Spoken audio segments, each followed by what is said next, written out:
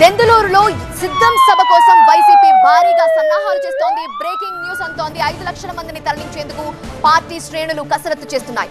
110 ఎకరాల సభా ప్రాంగణం, 150 ఎకరాల్లో పార్కింగ్ కు ఏర్పాట్లు చేశారు. సభకు ఉభయ గోదావరి జిల్లాలు అలాగే కృష్ణా జిల్లాల నేతలు, కార్యకర్తలు హాజరు కానున్నారు.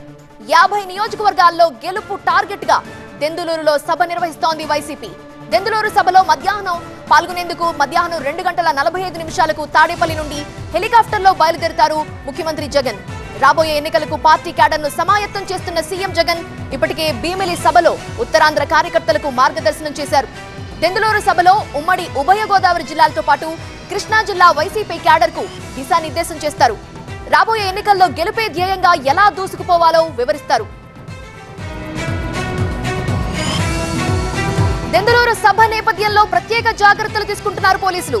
వివిధ మార్గాల నుండి అటువైపు వచ్చే వాహనాలను దారి మళ్లిస్తున్నారు.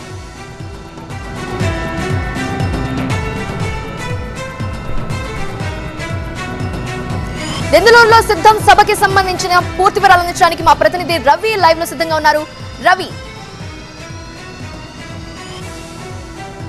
మొత్తంగా వేడి పుడుతుంది.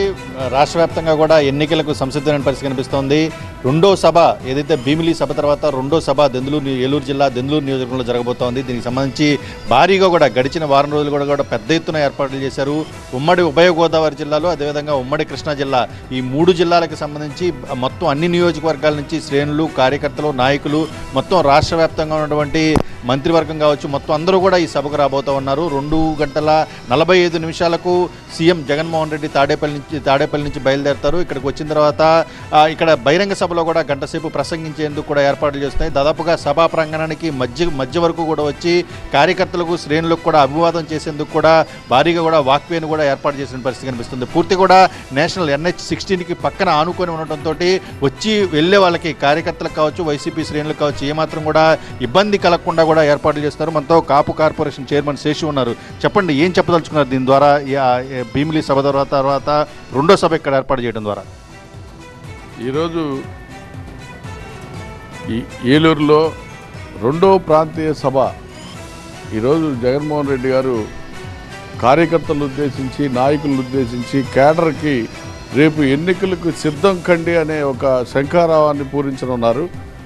రాష్ట్ర వ్యాప్తంగా జరుగుతున్నటువంటి సంక్షేమం, ఇటు అభివృద్ధి, మనం చేసినటువంటి సంస్కరణలు, కొత్త సంస్కరణ, భారతదేశంలో ఏ రాష్ట్రంలో కూడా చేయలేనటువంటి సంస్కరణలు ఆంధ్ర రాష్ట్రంలో జరిగినటువంటి విధానాన్ని ఈరోజు కార్యకర్తలకు తెలియజేయడానికి, అలాగే కార్యకర్తల్లో కూడా కొత్త ఉత్తేజాన్ని లేపారు.